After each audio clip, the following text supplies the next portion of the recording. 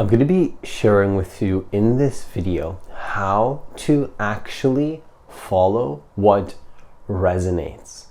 Okay, because this term is thrown around a lot in the law of attraction community, especially in the spiritual community, like follow what resonates, right? Follow what resonates. But it's like, I think this can be confused for like staying in the familiar patterns of who we used to be, because that's not what resonance is. Let's talk about what it actually is in this video, in my personal experience, and how you can use this understanding to shift into the version of you that you actually prefer to be. So if you're new to this channel, what I want you to do is I want you to hit that subscribe button. I want you to hit that notification bell, because I do actually post a new video every single day. Also, if you want to work with me one-on-one personally, the only way to do so is by booking in a single session. You can book that by hitting the link that's in the description box of this video. Now, the first thing that I want to share with you in this video is to understand that what resonates, and I love this term personally, because I think that we should always, no matter what happens in our life, no matter what commitments we make, no matter what we are dedicated to, I believe that following what resonates is the highest path you want to take. Because when you follow what resonates, then you never can sell out your soul. And I think that's a big problem that a lot of people have. But anyways, the first point that I want to share with you is that what resonates is not what's familiar and comfortable. That's not what resonates actually means. Now, I like to often communicate, my videos in a way where it's like, actually, the uncomfortable decision to make is, of course, not to follow what resonates. That's the uncomfortable decision to make. But the more easeful and the more aligned path to take can be to follow what resonates. But with that being said though, what resonates is not to stay in the familiar. And the familiar gets very, very uncomfortable at a certain point of time. That's why I don't always like to use terms like comfort zone or familiar, or like, because you would think that being in your comfort zone feels better than following, like, for example, like following your highest vision and stepping out of your comfort zone. You would think so, right? But for me personally, anytime that I have ever stayed in my comfort zone, right, I would actually get very uncomfortable, and it would create a lot of resistance and anxiety and fear, and even just all sorts of like negative emotions, Now, when I decided to get out of my comfort zone, again, I don't often like that term. The term that I prefer is when I decided to follow my highest vision and what resonates, what happened was I started to feel a lot better, a lot more ease. I'm going to record another video soon on how discipline is actually easier than to not be. But we'll talk about that in another video. But anyways, what resonates is not what is familiar and comfortable. That's what I really want to make super clear. Now, the second thing that I want to share with you in regards to that point is that having a vision greater than your familiar past is truly what I believe resonance is. So let me ask you a question. Right now, you're in a current reality. You have a certain self-image. You have a certain level of way of seeing yourself, right? You have that perspective in terms of how you see yourself. Now, if you were to shift into a different person, I want you to be, if you had what you wanted, and I'm saying it in that way on purpose, because it's like this energy of having, that's resonance, is when you have what you want, not when you're lacking and you're trying to get what you want. If you already had what you want, what would you be doing? Okay, you've probably heard this before, but this is the thing, is that oftentimes we're scared to be specific about what that would look like, what that would feel like, what kind of habits would you have, and would you even have habits, or would you be more flexible with how you are? Would you be giving people direct responses for how you do things, or would you be flexible?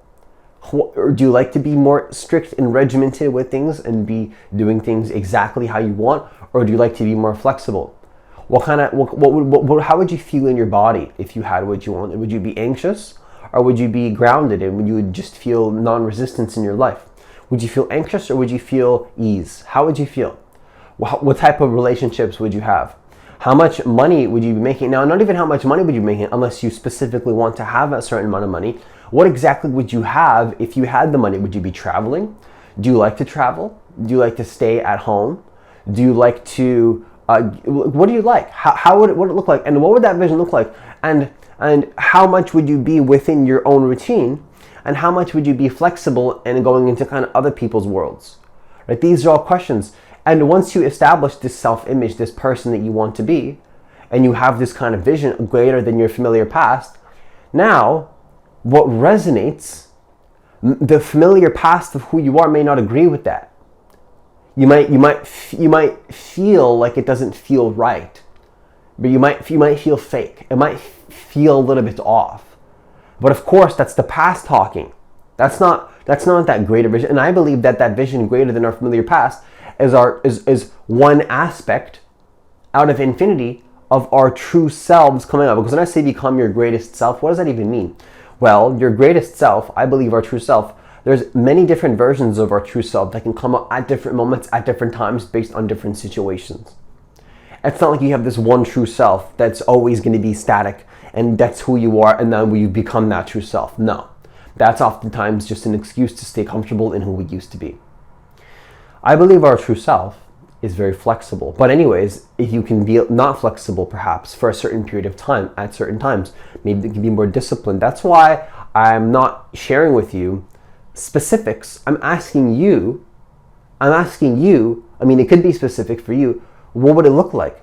And that vision, now you got to understand that in my experience personally, once you have that vision, once you know who you want to be, again, those past patterns that we've been attached to, that are grounded in fear, that maybe you've been in this kind of loop and cycle for who knows how many years, right? Maybe even a few months, right? If you get really good at this, you learn faster, and then those patterns don't stay for too long. It might just be like a little bit of uneasiness for a few seconds. Nope, don't want that. Out of alignment with my true vision, and then you just carry on anyways. That's what happens for me personally now, and that I learn very fast, and I can sense very quickly if something's just totally not resonating for me. And if I'm speaking something out loud that's just like not resonating, it's just instantly it hurts me. It's like, oh God, that just feels terrible. Well, yep, it's just not focused on that anymore, and then shift my attention, right? And it's just so obvious. It's like if you're saying something that's not resonating, you got to shift accordingly, right? You want to be like water. But anyways, having that vision is the true way to follow what resonates. What resonates is not necessarily what feels comfortable. But again, keep in mind though that when I use that vocabulary, I'm not saying that following what resonates has to be hard. Oftentimes, not following that self-image is what creates the anxiety, because we go against our highest excitement in this moment. Okay, because the thing that I want to share with you very fast before I go into the third point is that we have this idea usually that excites us, and then we talk ourselves out of it, and then we lower our frequency. Whereas if we trusted what resonated instantly, we would feel excited. But oftentimes we're so conditioned to see that excitement and then talk ourselves out of it that we don't even know what it means to follow resonance anymore. The conditioning has totally hijacked many people's consciousness. And I don't like to usually say hijacked, because I believe that nobody is hijacking our consciousness, but we are simply choosing to give away our power. But that's another video for another time. Now, the third and final thing that I want to share with you in this video in terms of how to actually follow what resonates is just very quickly, oftentimes doing the thing the opposite of what you kind of feel, that's your path to resonance. And when I say feel, I want to be specific here. Following your resonance is truly following how you feel.